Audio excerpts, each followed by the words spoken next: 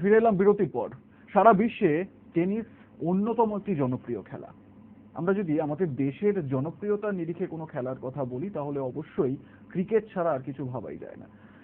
একটা সময় ছিল যেখানে শুধুমাত্র ক্রিকেট কেন, ক্রিকেট, ফুটবল যে কোনো খেলাতেই এই ধরনের ঘটনা ঘটতে পারে বা এরকমভাবে ম্যাচ ফিক্সড হতে পারে, সে বিষয়টি প্রশ্নাতীত ছিল। মানে এই বিষয়গুলো মাথাতেও আসে না, এইরকম বিষয় ছিল। কিন্তু তা সত্ত্বেও খেলার অন্দরে, খেল দুনিয়ার, খেল জগতের অন্দরে এই ধরনের ফিক্সিং এর ঘটনা সামনে এসেছে। হ্যান্সি ক্রোনিয়া থেকে শুরু করে শ্রীশান্ত, সবকিছুতেই কিন্তু এই ফিক্সিং একটা অন্যরকম ভাবে থাবা বসিয়েছে। আইপিএল স্পট ফিক্সিং কাণ্ড এবং তার পরবর্তী পরিস্থিতিতে কি কি ঘটনা আমাদের সামনে এসেছে সেগুলো সবার কাছেই পরিষ্কার। আমি অরিন্দমদার কাছে আসবো। অরিন্দমদা প্রাক্তন ক্রিকেটার ছিলেন এবং ক্রিকেটটা খুব ভালো করে জানেন, বোঝেন। আমি ক্রিকেট বোদ্ধা হিসেবে অরিন্দমদা তো আপনার কাছে এটা জিজ্ঞেস করতে চাইবো যে আমরা তো ক্রিকেটকেও ভাবতাম, ক্রিকেট নিয়ে আমাদের যে উন্মাদনা, যে আমাদের চাহিদা, যেরকম ভাবে আমরা ক্রিকেট দেখার জন্য পাগল থাকি, এখনো বলবো আমরা ক্রিকেট দেখার জন্য পাগল থাকি, সেই জায়গায় তো কিছুটা ভাটা পড়েছেই অবশ্যই, এবং সেখানেও তো এই কালো ছায়া, ফিক্সিং এর কালো ছায়াটা এসে গেছেই। অ্যাবসলিউটলি 100%। আপনি কি আমায় কোনো ম্যাচ বলতে পারেন কোন ম্যাচ ফিক্স হয়েছে? আপনি স্পট ফিক্সিং বলতে পারেন যে আপনি স্পট ফিক্সিং মানে যে হ্যাঁ আমি আমার ডান পকেটে একটা লাল রুমাল রাখবো, এটা হচ্ছে ফিক্সিং। বা আমি 4th ওভারের 5th বলটা নো বল করবো, বাট কিন্তু সেই নো বলটা কি যে ব্যাটসম্যান 4 মারতে পারবে কিনা সেটা কি আপনি গ্যারান্টি দিতে পারবেন? Can you say that is fixing? আপনি একটা পুরো ম্যাচকে ফিক্স করতে গেলে, আমি যেটা আগেও বললাম এখনো বলছি, এটা পুরো ম্যাচ ফিক্স করতে গেলে 22 জনকে ফিক্স করতে হবে। মানে আপনি বোলারকে ফিক্স করতে হবে, ব্যাটসম্যানকে ফিক্স করতে হবে, ফিল্ডারকে ফিক্স করতে হবে, সরি 22 না 24, আম্পায়ারদেরকে ফিক্স করতে হবে। তো ইজ দ্যাট পসিবল? আপনি একটা প্লেয়ারকে বলতে পারেন যে ভাই তুই বাঁ হাতে ঘড়ি পড়িস না, ডান হাতে ঘড়ি পড়। আজকে নর্মালি তুই নীল রঙের গ্লাভস পরে খেলিস, আজকে লাল রঙের গ্লাভস পরে খেল, এক হাতে লাল পর এক হাতে নীল পর, এটা নিয়ে একটা বাজি লাগাবো আমরা। ওটা নিয়ে আপনি বাজি লাগাতে পারেন। তাতে গেমটার উপরে যে ছায়াটা আসছে, যে গেমটার মানে the result of the game is not being decided by that. হ্যাঁ, যেটার জন্য হয়েছিল about Mohammad Amir and stuff like that, যে নো বল করবো, 4th বলটা এত বড় নো বল করবো, তো that is they have been punish for it. But still ওই ম্যাচের কি কোনো ডিফারেন্স হয়েছিল? ম্যাচের কিন্তু কোনো ডিফারেন্স হয়নি। কিন্তু মানছি ম্যাচের ডিফারেন্স হয়নি, কিন্তু তা সত্ত্বেও এই ঘটনাগুলোও কেন ঘটবে? মানে এই ঘটা উচিত নয়। কেন ঘটবে? ঘটা একদমই উচিত নয়। মানে এটা মানে ঘটা উচিত তো নয়।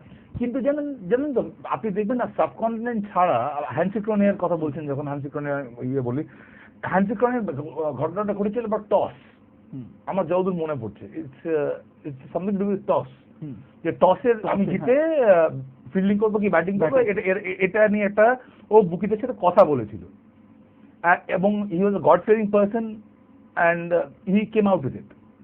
ও বলে দিয়েছিল যে আমি এরকম নিয়ে এই ব্যাপারটা নিয়ে কথা বলেছিল। বাট এটা কি ম্যাচের কোনো আউটকাম হয় বা হতে পারে?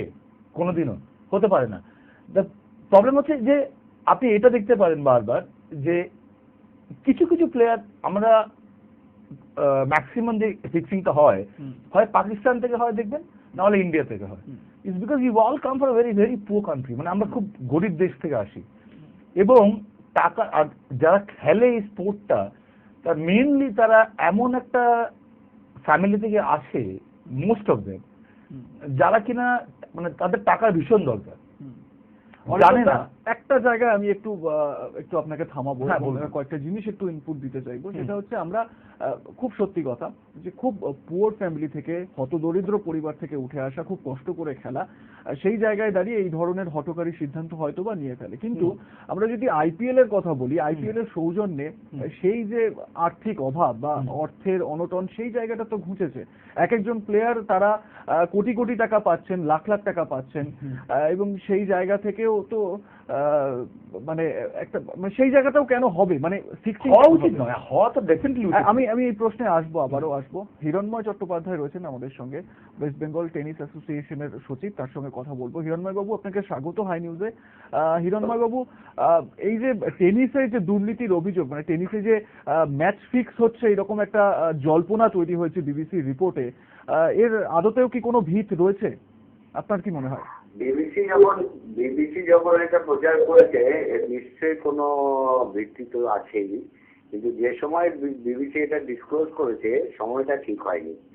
কারণ সবাই তো ম্যাচ ফিক্সিং এর মধ্যে রয়েছে, ওরা বলেনি। এবার একটা গ্র্যান্ড স্ল্যাম টুর্নামেন্ট চলছে, সেই গ্র্যান্ড স্ল্যাম টুর্নামেন্টের শুরুর দিন ওরা এটা ডিসক্লোজ করলো। এখন প্রত্যেকটা ম্যাচের ওপর সাসপিশন নিয়ে দেখবে, every shot, every game, every player. যেসব প্লেয়াররা এর মধ্যে কোনোদিন থাকেনি তারা কি অন্যায় করলো, কেন তাদের দিকে সাসপিশন মেতে দেখা হবে? আর যদি তো ওদের কাছে তথ্যই থাকে, পুরোটা প্রকাশ করলো না কেন? তো নাম ধাম গুলো প্রকাশ না করার মানেটা কি? আইডিয়া হচ্ছে অ্যাডমিনিস্ট্রেটররা বসে আছে, যদি ওদের সঠিক কোনো রিপোর্ট ওরা পায় তাহলে তারা তার আগে সে ন্যায্য স্যাংশন অলরেডি ইন প্লেস আছে 2009 থেকে। স্যাংশনস নাম বলতে অসুবিধা কোথায়? নাম তো বলেনি। এতজন প্লেয়ার, এত র্যাঙ্কের মধ্যে 9 জন খেলছে, 8 জন খেলছে, এই ভাষা কথার তো কোনো মানে হয় না। মানে প্লেয়াররা যত মিসলিড করেছে, even the channels are misleading us. Why not you disclose everything what you have with you? Let us go through it, and if we have to take আজ action, রাত 8টায় বিবিসির তরফে একটি রেডিও বার্তায় এই নামগুলো প্রকাশ করা হবে, এমনটাই খবর পাওয়া যাচ্ছে এখনো পর্যন্ত। ভালো, ওরা প্রকাশ করুক। প্রকাশ করলে যা অ্যাকশন নিতে হবে, আমাদের স্যাংশন আর ইন প্লেস, যা অ্যাকশন নিতে হবে অ্যাকশন নেওয়া হবে। ডেফিনেটলি যে জিনিসটা ওরা ডিসক্লোজ করেছে এটা বাঞ্ছনীয় নয়। যদি কোনো কারাপশন থাকে, corruption needs to be eradicated. সেই ইরাডিকেশনের জন্য যা করণীয় সমস্তটাই করা হবে। তবে সময় যেটা ওরা বেছে নিয়েছে এটা ডিসক্লোজ করা, এই সময়টা ঠিক হয়নি। হিরণময় বাবু, একটা বিষয় ঘুরিয়ে ফিরিয়ে প্রশ্ন উঠছে, সেটা হচ্ছে গিয়ে আমাদের আলোচনাতেও বারবার করে উঠে আসছে, হয়তো বা কোনো একজন প্লেয়ার তিনি ফিক্সিং এর সঙ্গে জড়িত। একেবারে তর্কের খাতিরেই ধরে নেওয়া যাক কোনো একজন প্লেয়ার তিনি ফিক্সিং এর জন্য ফিক্সিং করেছেন, এরকম ধরে নেওয়া গেলেও ম্যাচ ফিক্সিং যেটা বিবিসির তরফে বারবার বলা হচ্ছে, একটা গোটা ম্যাচ ফিক্সড হয়ে গিয়েছে, সেটা কি কোনো রকম ভাবে সম্ভব হয়? হয় না, পুরো ম্যাচ ফিক্সিং সম্ভব তো হতেই পারে। প্লেয়াররা ট্যাঙ্ক করতেই পারে ম্যাচ, অনেক প্লেয়ারই ট্যাঙ্ক করেছে, আগেও করেছে এবং এখনো করতে পারে, কিন্তু সেগুলো আমাদের নজরে যখন আসে নেসেসারি অ্যাকশন নেওয়া হয়। অ্যাকশন কিছু নেওয়া হয়নি এরকম তো নয়, অনেক প্লেয়ারের এগেইনস্টে অনেক অ্যাকশনই নেওয়া হয়েছে।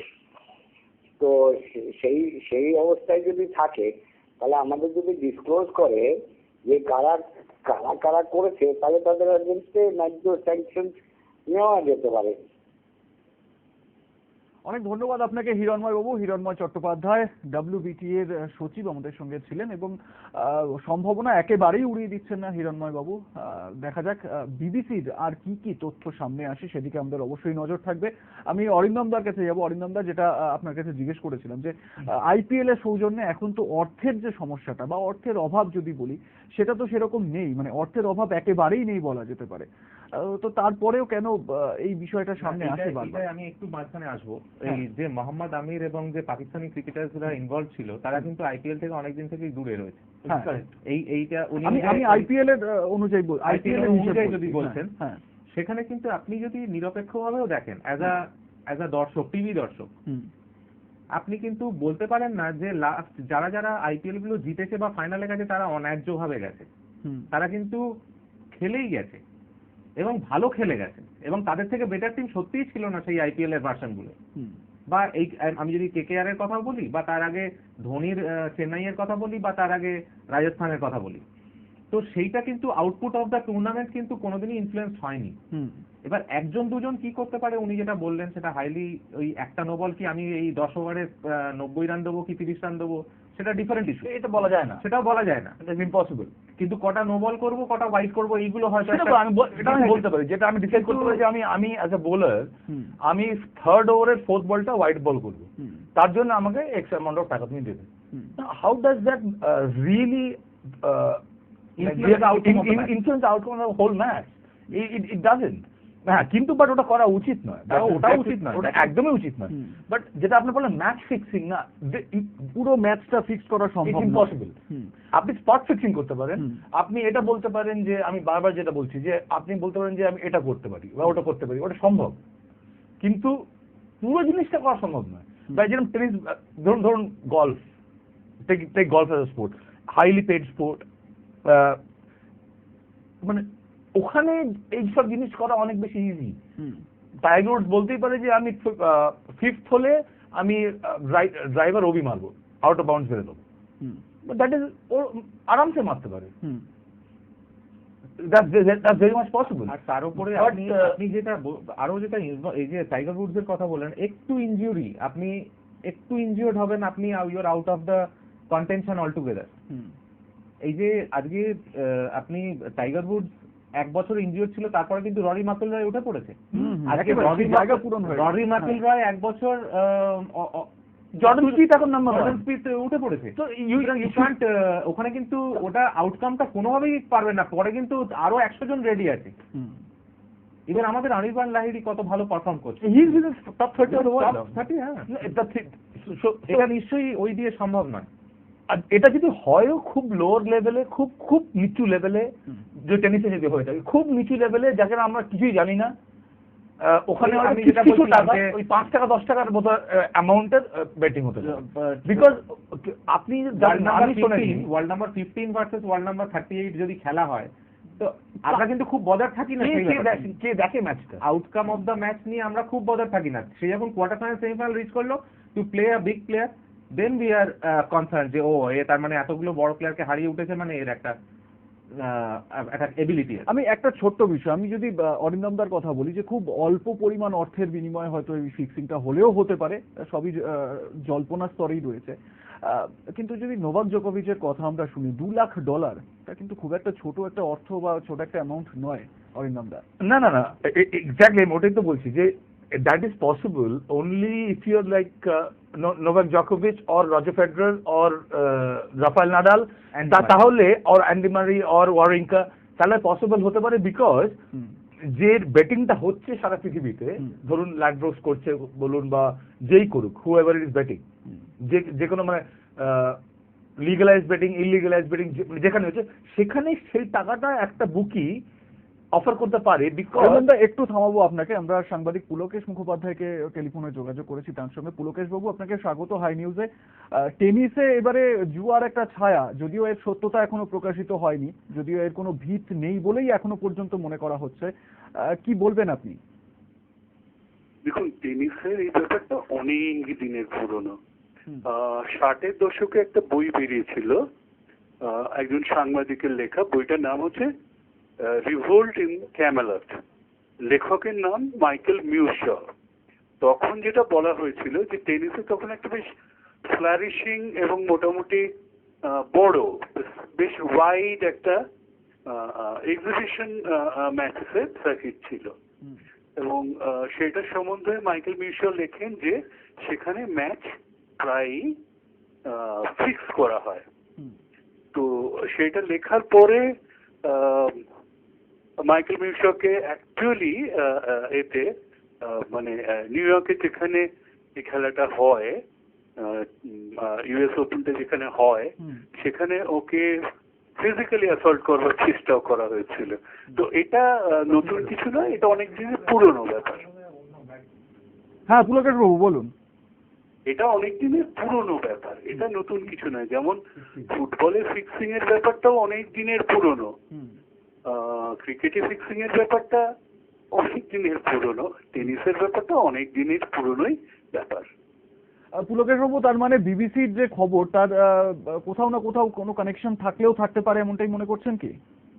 কোথাও কানেকশন থাকলে, আপনি নিজে মিডিয়াতে কাজ করছেন, আপনি বলুন না, আপনার হাতে যদি খবর না থাকে আপনি এত বড় একটা জিনিস বলতে পারেন? কি বলা হয়েছে? বলা হচ্ছে গ্র্যান্ড স্ল্যাম উইনাররাও এর মধ্যে জড়িত, 16 জন খেলোয়াড় জড়িত, 8 জন তার মধ্যে এই অস্ট্রেলিয়ান ওপেনে খেলছেন, ঠিক আছে? তাদের হাতে যদি খবর না থাকতো তাহলে তারা বলতো, এই যে আপনি ফিফার ব্যাপারটা দেখুন, ফিফার স্ক্যান্ডালের সময় যখন এটা প্রথম শুরু হয়, ব্ল্যাটার এগেনস্টে ক্যাম্পেইনটা যখন শুরু হয় সারা পৃথিবীতে, তখন বলা হতো এর প্রমাণ কি? আজকে কি দেখছেন? 20 বছরের জঞ্জাল সাফ করবার জন্য USA department of justice Loretta Lynch বলে এক মহিলা, তিনি প্রসিকিউট করছেন।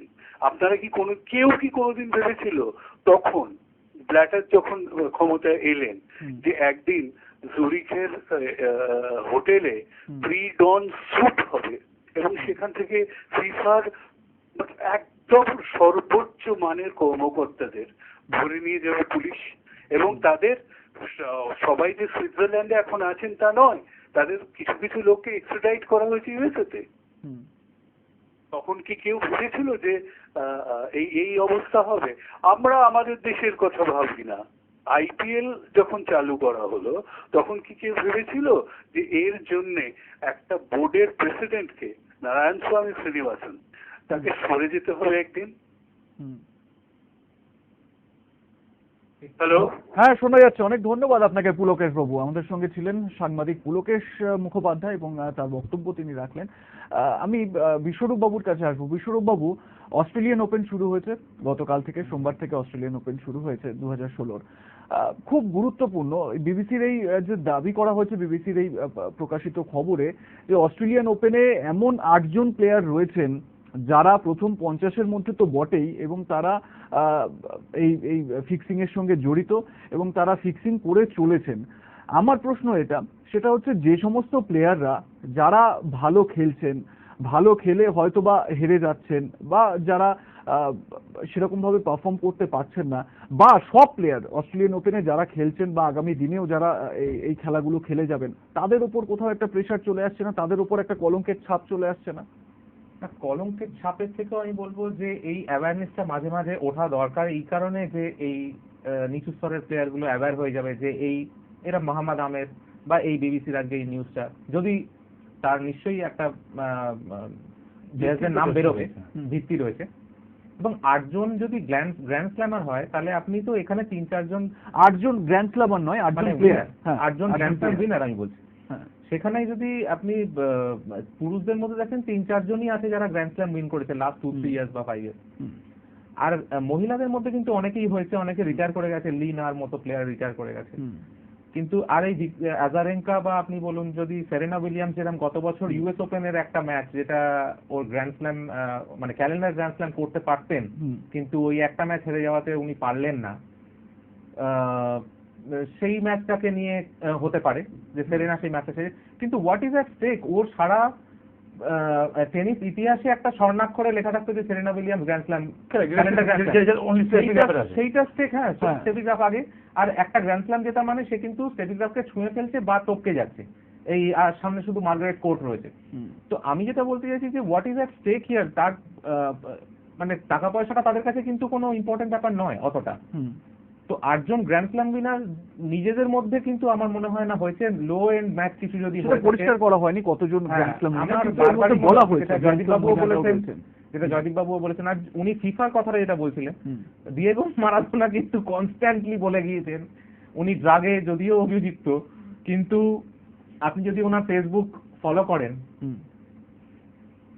ব্ল্যাটার এবং প্লাটিনির এগেইনস্টে কনস্ট্যান্ট প্রপাগান্ডা করে গিয়েছেন প্রত্যেক সময়, এবং সেটা কিন্তু আজকে নয়, ওই ফিফা এই জঞ্জাল সাফ করার অন্তত 5 বছর আগের থেকে, যে মারাদোনা বলছে আমার দায়িত্ব দেওয়া হোক, আমি দেখিয়ে দিচ্ছি। যেহেতু মারাদোনাকে আমরা একটু নিশ্চয়ই পসিবল, ওর মতো একটা জিনিয়াস টাইপ অফ প্লেয়ার, হ্যাঁ সাধারণ, কিন্তু এই যে এর মধ্যে যে ওই মানে আপনি যেটা বলছেন যে এইসব রয়েছে, যে বেটিং বা পাইয়ে দেওয়া, যে ফিফার যে ইয়েগুলো, যে এন্ডোর্সমেন্ট পাইয়ে দেওয়া বা কে অ্যাডভার্টাইজমেন্ট দেবে, কত টাকায় দেবে, সেই যে ব্যাপারগুলো ডিটারমাইন করা, সেগুলো কিন্তু মারাদোনা কনস্ট্যান্টলি ফেসবুকে আপলোড করে গেছেন, এবং মানে কারুর কথা না ভেবে, রাগ ঢাক না করে, এবং নাম ধরে ধরে।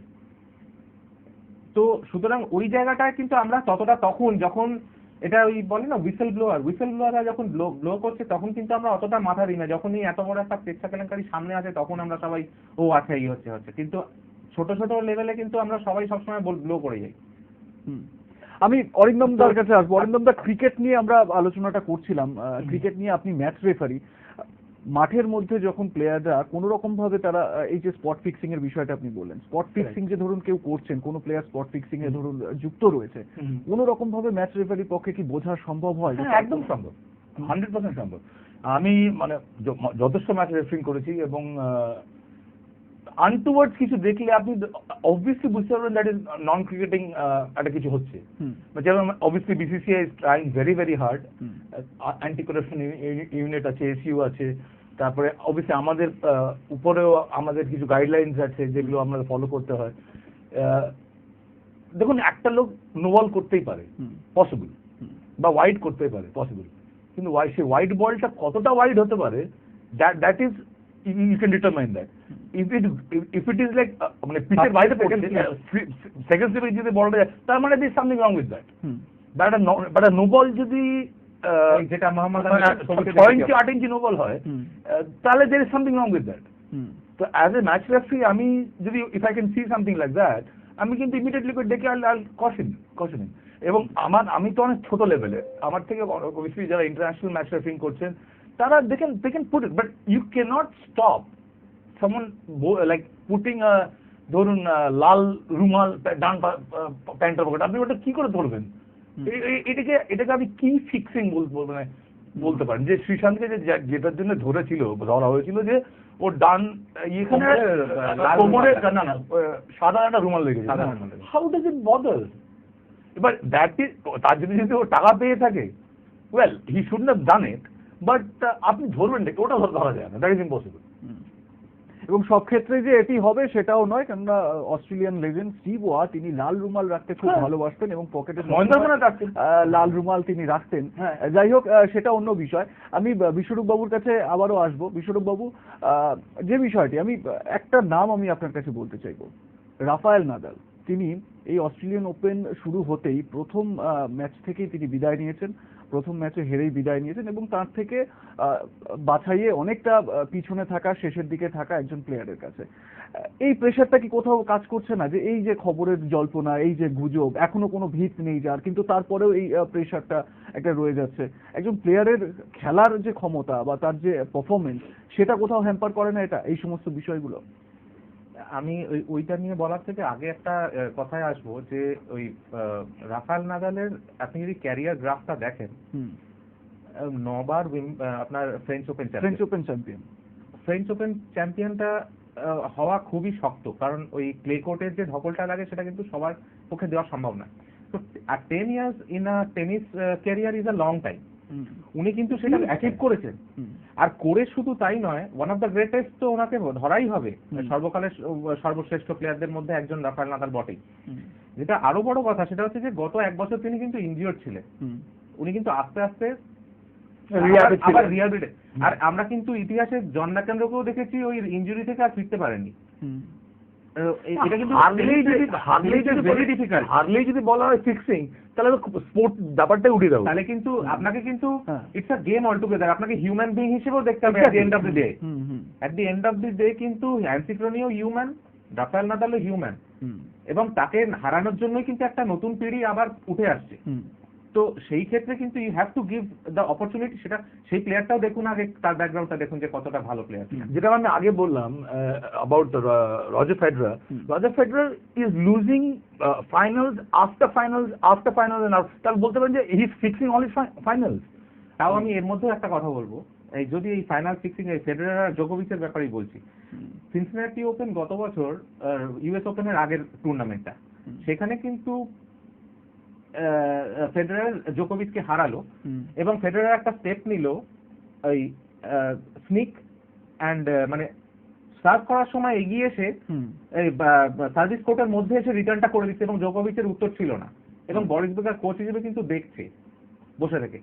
তার কিন্তু অ্যান্টিডোট ইউএস ওপেনে আমরা দেখে নিয়েছি যে জোকোভিচ বের করে ফেলেছে। কারেক্ট।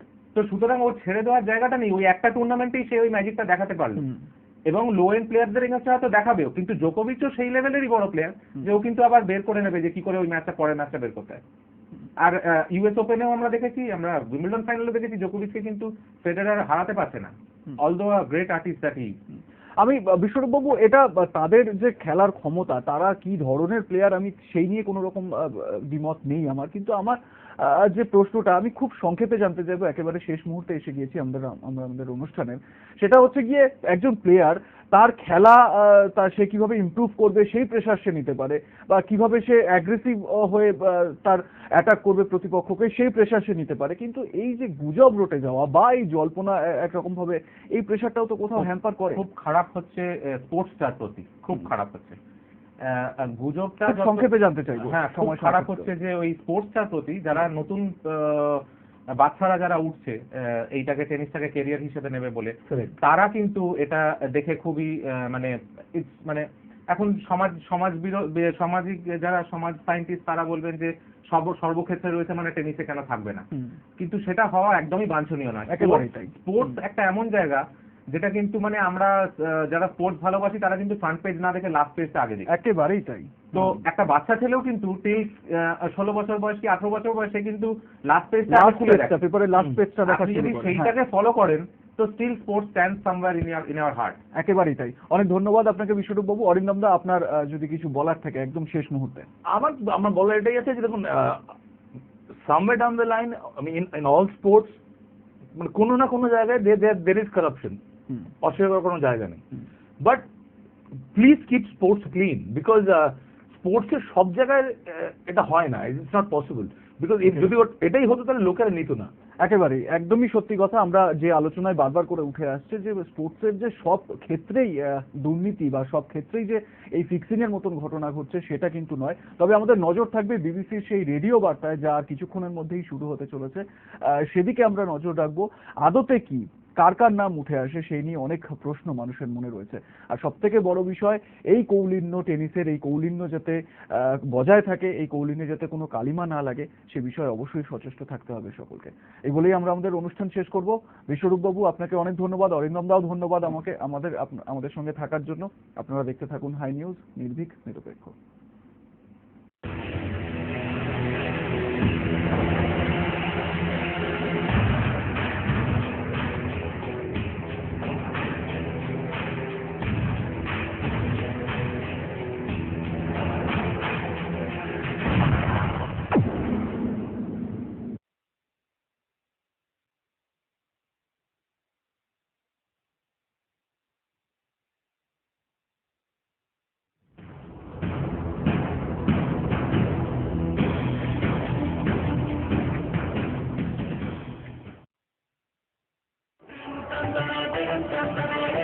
আপনি দেখছেন হাই নিউজ, নির্ভীক নিরপেক্ষ। সকলের মধ্যে থাকে কিছু না কিছু ট্যালেন্ট, আর সেই ট্যালেন্টকে পরিশীলিত করে সঠিক লক্ষ্যে পৌঁছানোটাই হলো real talent. Star maker institute of acting and modelling, নামি দামি অভিনেতা অভিনেত্রী ও বিখ্যাত মডেলদের কাছে অভিনয় ও মডেলিং শিখুন সম্পূর্ণ বিজ্ঞানসম্মত উপায়ে ও প্র্যাকটিক্যাল ক্লাসের মাধ্যমে। স্টার মেকার, তোমার স্বপ্ন পূরণের সঠিক ডেস্টিনেশন। बैंक आज क्लियर, बैंक बंद हो गया, लेकिन कॉलेज में फीस भरने का आखिरी दिन है। बेटी की फीस आइडिया।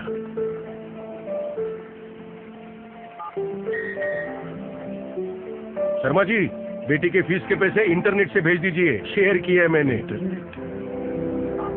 हो गया। इंडिया शेयर करेगा, इंडिया केयर करेगा। Idea EV share, what an idea. Lakh lakh চাষিরা বেছে নিয়েছে ডিউপ ফটেরা, যা দেয় মাজরা পোকার ওপর দীর্ঘ সময় পর্যন্ত নিয়ন্ত্রণ, উন্নত শীষ আর অধিকতম ফসল। ডিউপ ফটেরা, দানায় দানায় বিপ্লব। আইজন স্টিকার যাচাই করি ডিউপ ফটেরা কিনুন। শুধু রাজনীতি নয়, ছোট থেকে বড়, উত্তর থেকে দক্ষিণ, পূর্ব থেকে পশ্চিম, কোথায় ঘটলো কোন ঘটনা, খবরের দুনিয়ায় উত্তরবঙ্গ থেকে দৈনিক প্রকাশিত উত্তরের সারাদিন। ওজনে নয়, খবরে ভাই। বইমেলায় বন্য প্রাণের কাছে আসুন 220 নম্বর স্টলে। অস্ত্র সোরাইসি, বাতি ব্যথা, যে কোনো সমস্যার সমাধানের জন্য নিয়মিত দেখুন হাই নিউজ। রঙ্গোলি রূপকথা অনুষ্ঠানটি দেখুন প্রতিদিন বিকেল 4টে। উন্নত প্রযুক্তিতে আপনার ত্বকের সুরক্ষায় Kaberi Saha, cosmetologist and aesthetic specialist, care you, a perfect laser beauty clinic. গানে গল্পে আড্ডায় উত্তরবঙ্গ মাতায় রেডিও হাই 92.7 FM, উত্তরের গান, উত্তরের প্রাণ। পশ্চিমবঙ্গ সরকার অনুমোদিত এবং যুব কল্যাণ বিভাগ আয়োজিত আমতলা যুব কম্পিউটার প্রশিক্ষণ কেন্দ্রে ভর্তি চলছে। আমাদের ঠিকানা